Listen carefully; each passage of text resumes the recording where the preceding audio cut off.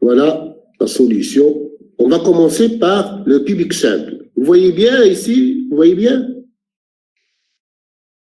Est-ce que vous voyez? Hein? Oui.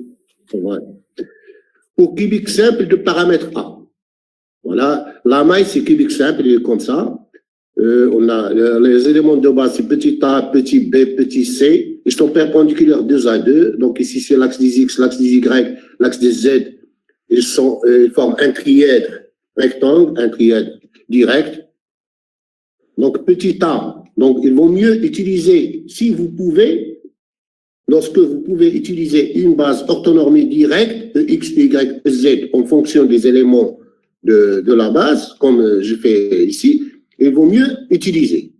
C'est toujours, il est toujours plus simple de travailler avec une base orthonormée directe parce que le module, c'est la racine carrée de x carré plus y carré plus z carré. Le produit scalaire, c'est très simple. Le produit vectoriel, c'est très simple.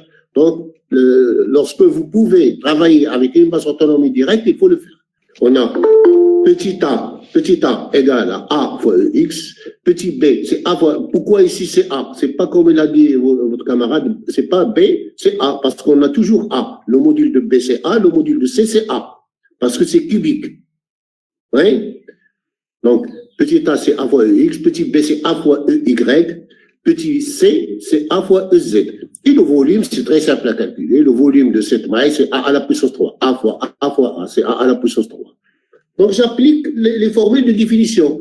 Grand A, les éléments de base de réseau réciproque. Grand A, c'est 2pi sur V. V, ici, c'est A à la puissance 3. 2pi sur A à la puissance 3. Fois B vectoriel C. B, là voilà, je remplace par A, E, Y. Vectoriel C, A fois E, Z. Et E, Y, vectoriel E, Z, c'est E, X. Ici, ce A au carré, il se simplifie, il reste 2pi sur A fois EX.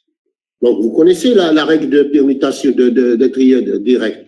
EX vectoriel EY égale à EZ, EY vectoriel EZ égale à EX, et EZ vectoriel EX égale à EY. Hein? Ça, vous le connaissez. Donc, bon, grand B. Grand B, c'est la même chose. 2pi sur V, V c'est A à la puissance 3. B, c'est C vectoriel A, donc C, c'est A fois EZ, et A, c'est A fois EX, donc A fois A, c'est A au carré divisé par A à la puissance 3, il reste 2pi sur A, et EZ fois EX, vectoriel EX, c'est EY. Et grand C, c'est 2pi sur A fois EZ. Remarquez que on a grand A, c'est 2pi sur A fois EX, grand B, c'est 2pi sur A fois EY, et grand C, c'est 2pi sur A fois EZ. Ils ont tous le module 2pi sur A. Donc, ils sont perpendiculaires 2 à 2. Grand A, il est suivant EX, grand B, voilà EX, grand B, il est suivant EY, et grand C suivant EZ. Donc, ils sont perpendiculaires 2 à 2, et ils ont le même module, donc c'est un réseau cubique simple. Mais le paramètre de cube, c'est 2pi sur A. La maille primitive de réseau réciproque est, la voilà. La maille est, voilà grand A c'est 2pi sur A, voilà 2pi sur A fois EX, grand B c'est 2pi sur A fois EY, et grand C 2pi sur A fois EZ, est un réseau cubique simple de paramètres de pi sur A. C'est clair? Maintenant, la deuxième question. Pour le réseau cubique simple.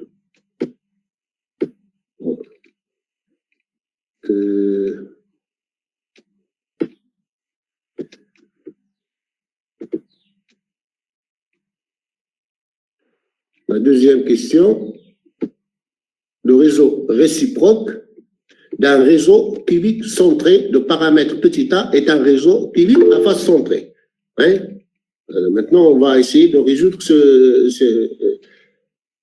problème. Le réseau réciproque d'un réseau cubique centré de paramètres a. Voilà le cubique centré. Donc, un réseau cubique centré, c'est-à-dire, qu'est-ce que ça veut dire? C'est-à-dire, dans le réseau, dans l'ensemble des nœuds de ce réseau, on peut former un cube, à l'aide de ces nœuds, un cube où le centre est occupé par un nœud, c'est-à-dire un cubique centré. C'est pas une maille primitive parce qu'il contient plus d'un nœud. Il y a un nœud au centre et 8 fois 1/8, c'est 1 au sommet, donc 1 plus 1, c'est 2. Donc, deux nœuds par maille. Donc, c'est pas une maille primitive. C'est ça le réseau cubique centré. Mais il a les mêmes éléments de symétrie comme le réseau cubique simple. C'est pour cela qu'il appartient au même système même système de symétrie.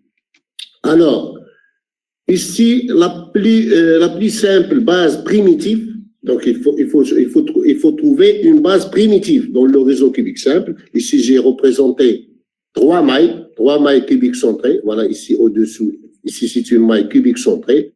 Il y a des nœuds au sommet et un nœud au centre. Là, ici, il y a des nœuds au sommet et un nœud au centre. Et là, la même chose. On a, ce sont des cubes de paramètres A. À partir de ces cubes, je peux former une maille primitive. Après, on va voir pourquoi c'est une maille primitive. Pour qu'il soit une maille primitive, il faut que le parallélépipède formé par petit a, petit b, petit c contient un seul nœud. On va le démontrer. Mais maintenant, on admet que c'est une maille primitive pour un réseau cubique centré. Donc, c'est une maille formée par petit a est joint le centre avec l'origine avec le centre de ce cube, et l'origine avec le centre de ce cube, et l'origine avec le centre de ce cube. Ici, petit a, petit b, petit c. Donc, les axes x, y, z, voilà, je peux utiliser une maille, une base orthonormée directe, x, y, z, voilà l'axe des x, l'axe des y et l'axe z.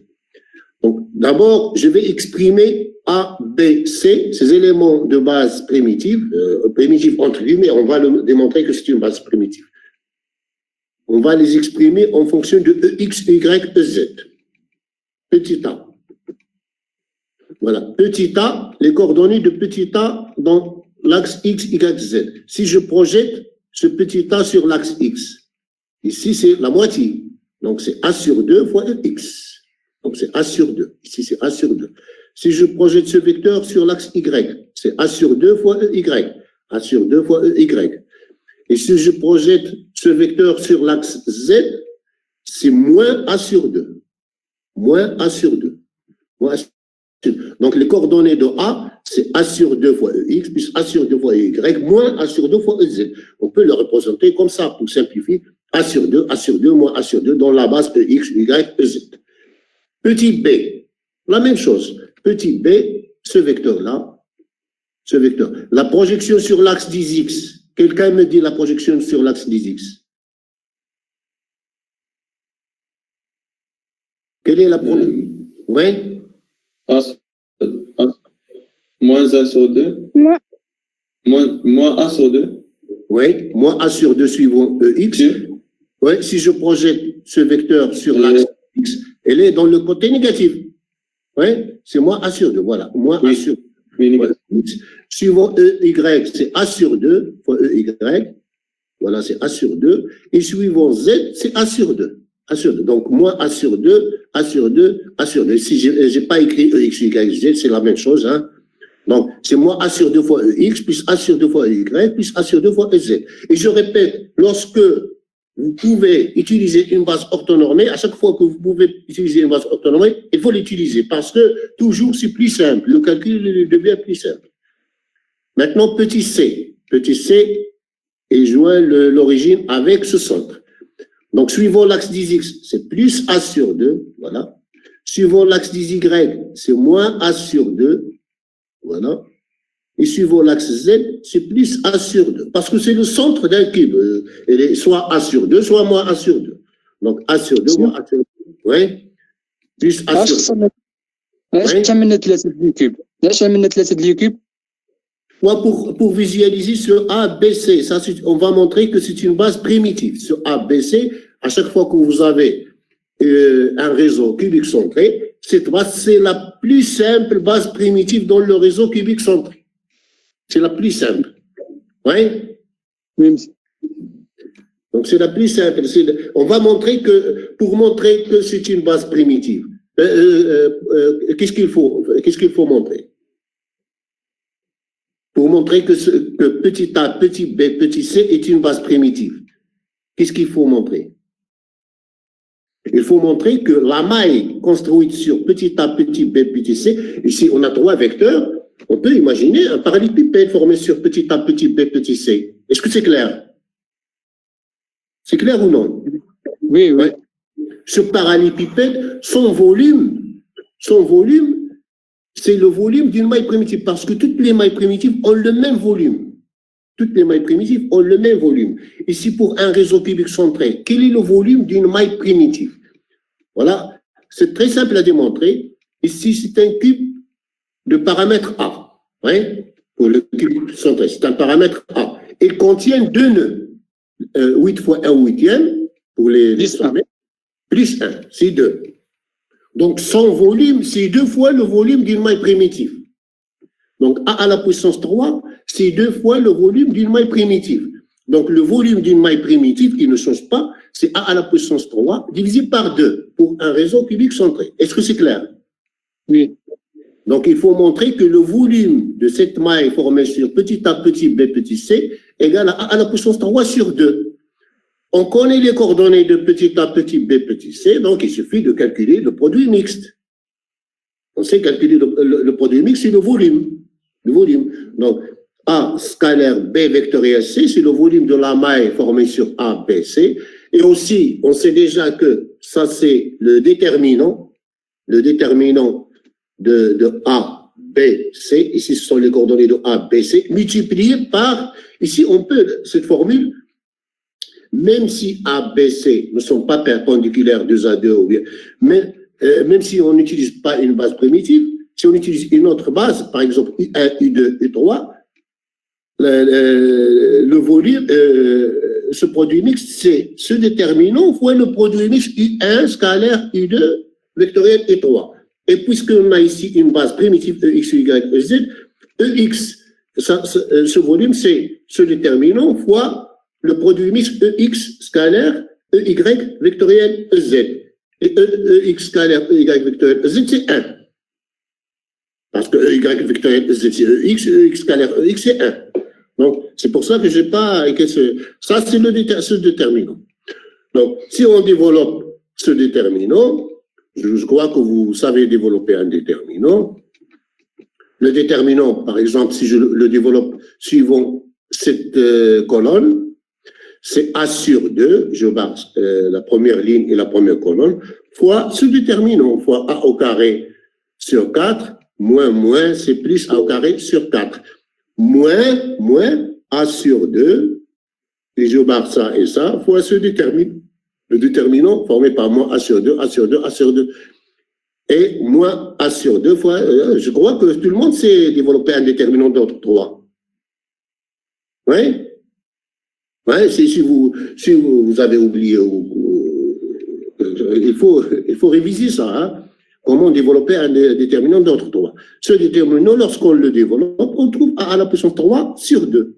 C'est le volume d'une maille primitive. Alors, petit a, petit b, petit c, ils forment une base primitive. C'est clair?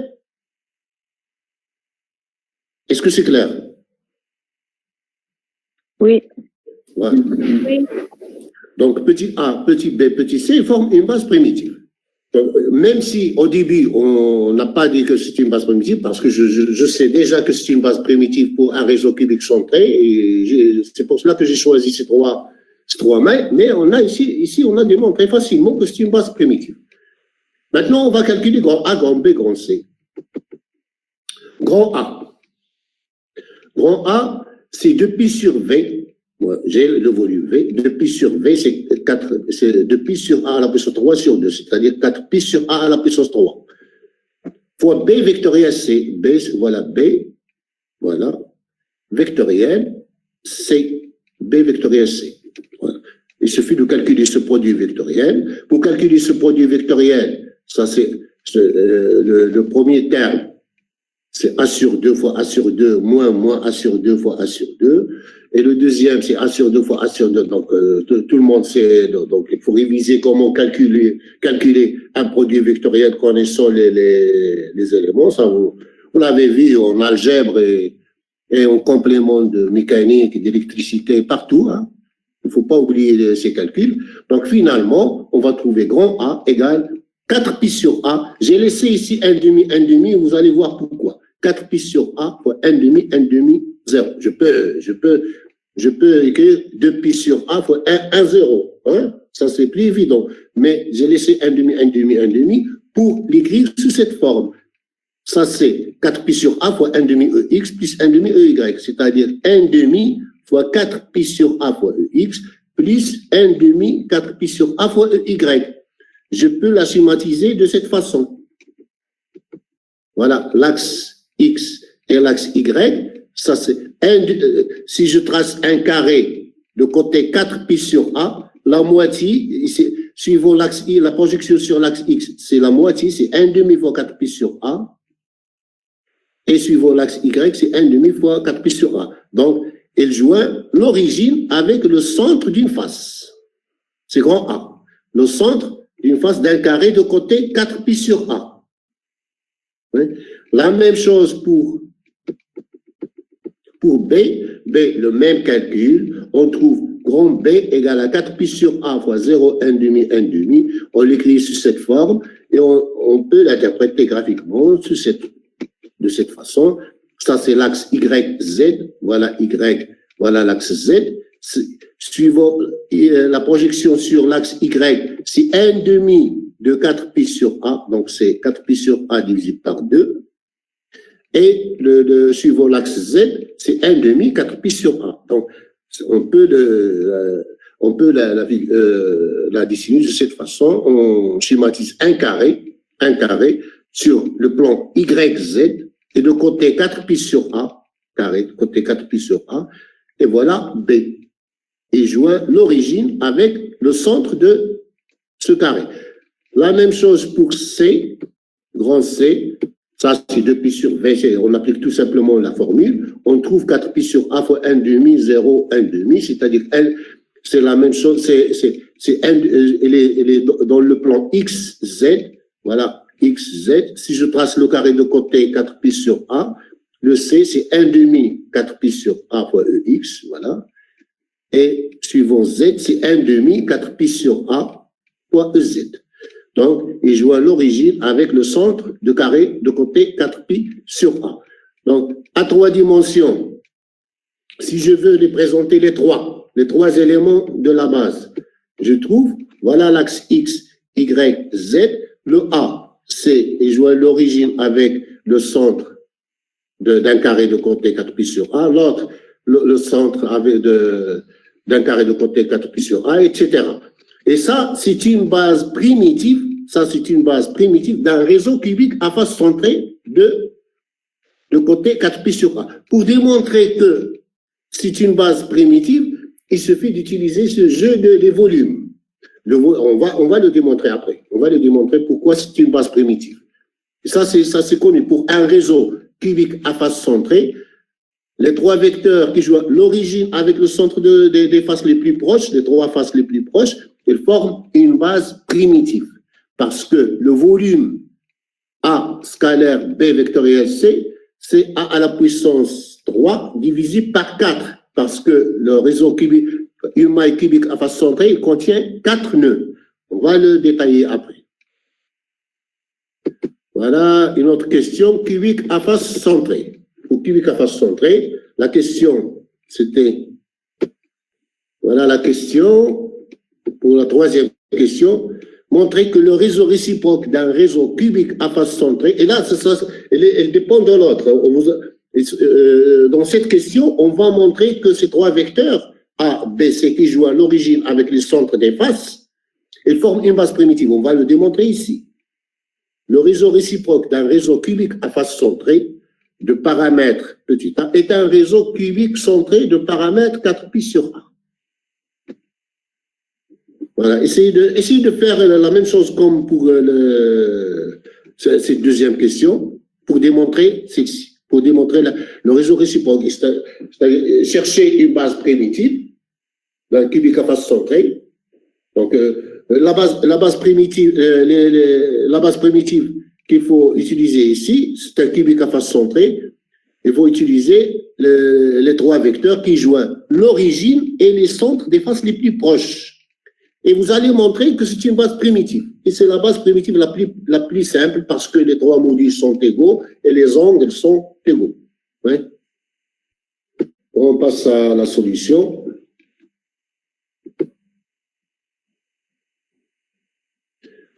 Voilà, cubique à face centrée. Voilà, la dernière question, c'est cubique à face centrée de paramètre A. Donc ça, le réseau, c'est un réseau cubique à face centrée de paramètre A. Ici, au sommet, on a des nœuds et au centre des faces, j'ai des nœuds.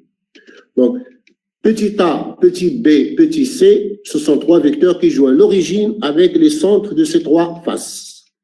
Et ça, c'est la plus simple base primitive pour un réseau cubique à face centrée. Et c'est la base primitive la plus pratique. On va démontrer que c'est une base primitive. Pour démontrer que c'est une base primitive, qu'est-ce qu'il faut faire?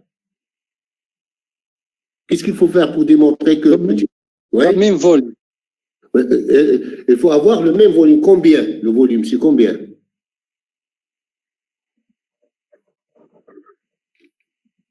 Pour montrer que petit a, petit b, petit c est une base primitive, ou bien la maille formée sur A, B, C est une maille primitive, il faut montrer que le volume de cette maille égale à combien?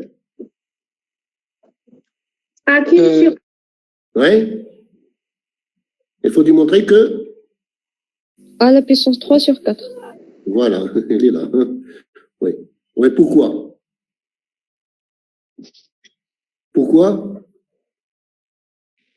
Pourquoi il faut démontrer que A à la puissance 3 sur 4?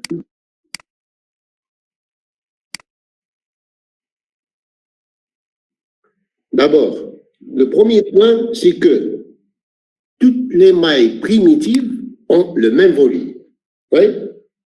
Ont le même volume, c'est-à-dire le choix d'une maille primitive n'est pas unique, mais ils ont le même volume, le plus petit volume d'une maille dans un réseau. C'est le volume de la maille primitive. Ici, c'est un réseau cubique à face centrée.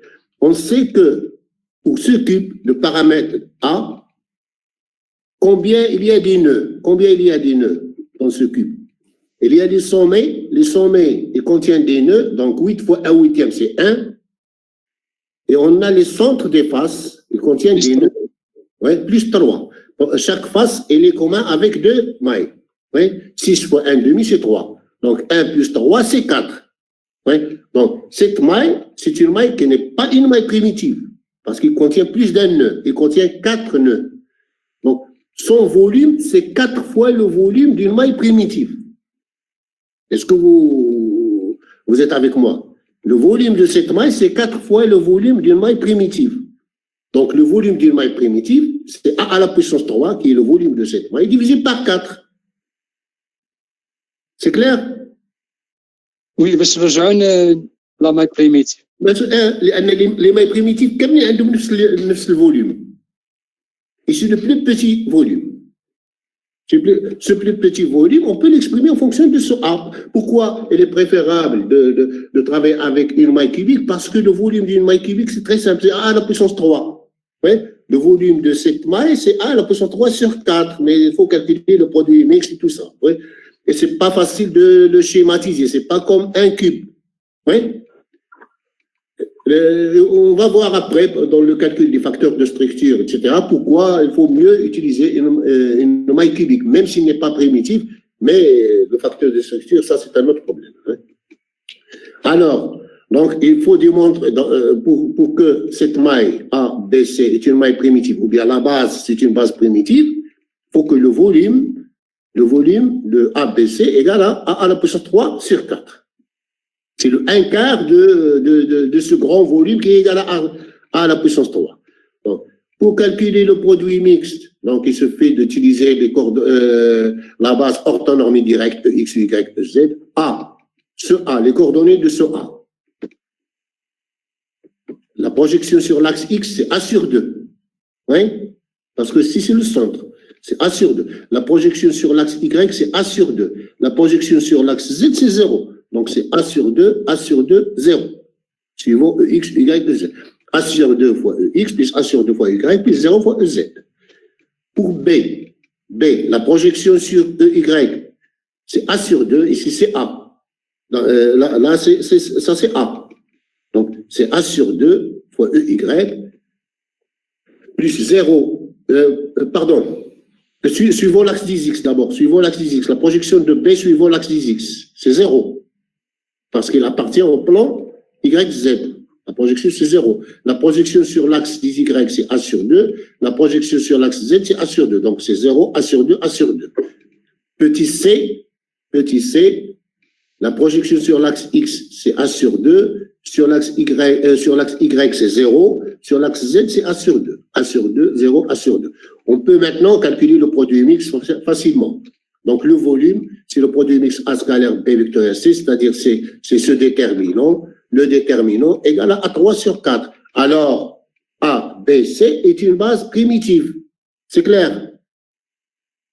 Oui? Donc, c'est une base primitive. Et on a en même temps calculé le volume pour calculer grand A, grand B, grand C. Grand A. On applique tout simplement la formule de réseau réciproque. Grand A, c'est 2pi sur V. 2pi sur V, voilà V. 2pi sur V, c'est 8pi sur A à la puissance 3. 8pi sur A à la puissance 3, fois B vectoriel C, voilà B, voilà C, B vectoriel C. Donc, le produit vectoriel, après le calcul du produit vectoriel, on va trouver, c'est 4pi sur A fois 1 demi moins 1 demi, égale à 1 demi fois 4pi sur A fois EX, plus 1 demi fois 4pi sur A fois EY, moins 1 demi fois 4pi sur A fois EZ. Ça me rappelle de quelque chose, hein, lorsqu'on a travaillé avec le cubique centré. Donc voilà, on peut le dessiner de cette façon, suivant X, Y, Z. Donc, un cube de côté 4pi sur A, et on n'a besoin que la moitié de ce côté. Donc ça, c'est le centre. Ça, c'est un vecteur. Grand A, c'est un vecteur qui joue à l'origine avec le centre de ce cube. Et voilà l'axe X, Y, Z. Suivant X, c'est 1 demi. La projection sur l'axe X, c'est 1 demi. La projection sur 1 demi, 4pi sur A. Ça, c'est un cube de côté 4pi sur A. La projection sur l'axe Y, c'est 1 demi 4pi sur A. Et la projection sur l'axe Z, c'est moins 1 demi. C'est pour cela que j'ai dessiné ce cube-là. Donc, il joue à l'origine avec le centre de ce cube. Le même truc, on le fait pour B.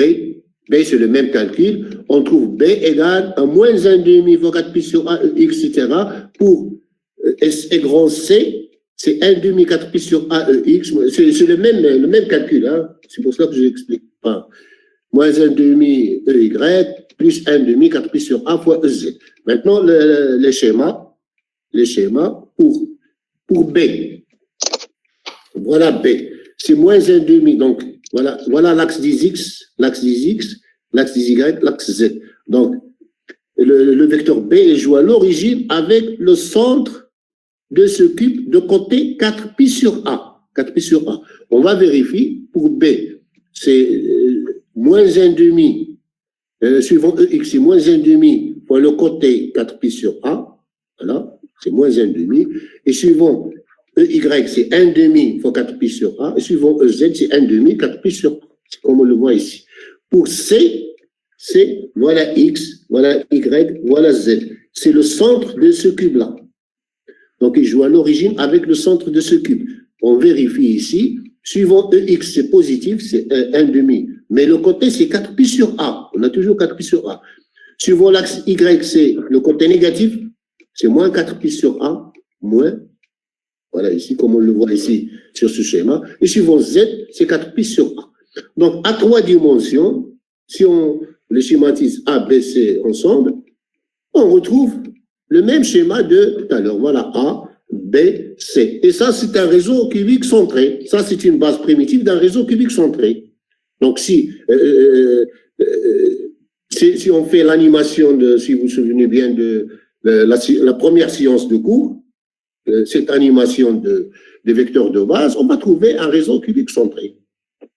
Parce que ça, c'est une base primitive. Il va parcourir tous les nœuds de réseau. Et ça, c'est un réseau cubique centré, mais de paramètre 4pi sur A. Oui? C'est clair? Oui?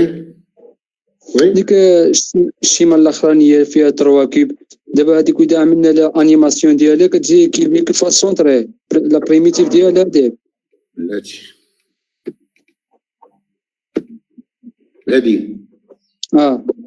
هذه كيبيك سونتري هادو دي نو J'ai représenté trois cubes, mais il y a une infinité de cubes. J'ai représenté 3 cubes pour visualiser ce A, B, C. J'ai démontré pourquoi ce A il est là, ce B il est là, et ce C il est là. Ça, c'est cubique à face centrée. Donc, l'ensemble, voilà ce que, exactement, l'ensemble des vecteurs H grand A plus K grand B plus L grand C avec H, K, L sont des entiers, l'ensemble de ces vecteurs, ils engendrent les nœuds d'un réseau cubique centré. Par exemple, 2 fois A. Il est dans ce nœud, il va donner ce nœud. A plus B, par exemple, il va donner ce nœud. Voilà, A plus B, ce nœud. Oui? Oui. Un nombre entier fois grand A plus un nombre entier fois grand B plus un nombre entier fois grand C, il va donner les nœuds d'un réseau cubique centré.